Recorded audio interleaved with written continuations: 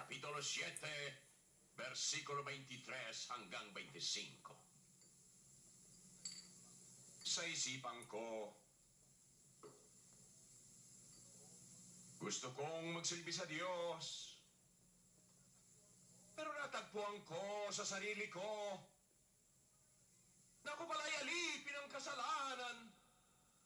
Habang tao ako, sino magliligtas sa akin sa katawang ito na nagdudulot sa akin ng kamatayan? Salamat sa Diyos. Salamat kay Jesucristo ang ating Panginoon na nagligtas sa akin. Praise the Lord. Hallelujah. Amen. Amen. Amen. Amen.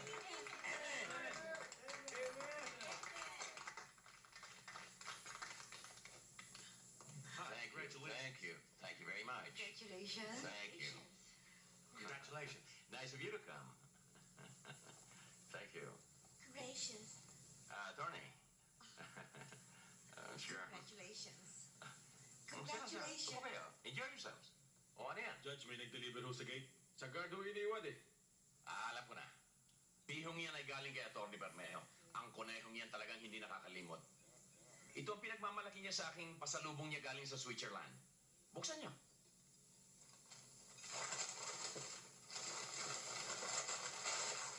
Oh, Judge. Attorney. Alagaan niyo yung mga kadalagahan dyan. Baka wala nang iniinom. Attorney, hindi ba corona ng patay yun?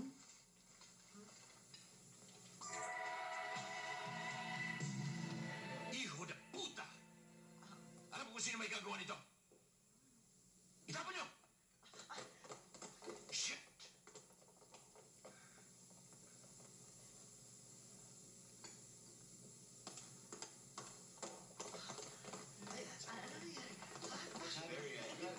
Son of a bitch! Buksan na gate! Sino nagpadala ng huling regalo? Siya po.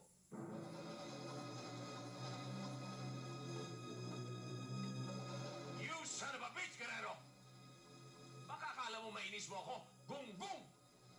Hindi ang klase mong yan ang asar sa akin. Hindi ka ganyang kagaling na lalaki. Pasensya ka na sa regalo ko, Valderrama. Sa susunod, ataol ng patadala ko sa'yo.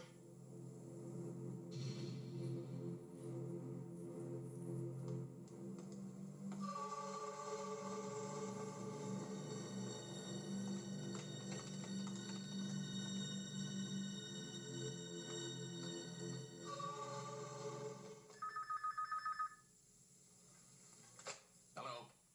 Hindi pa sinabi ko sa'yo huwag akong istorbohin at may meeting ako? Eh sir, may tawag ho sa ibaba sa security. Okay, put him on. Sir, sa Security Division po ito. Magandang araw po sa inyo. May delivery po dito. O ano yan? Wala akong in-order na ganyan. Palisin mo!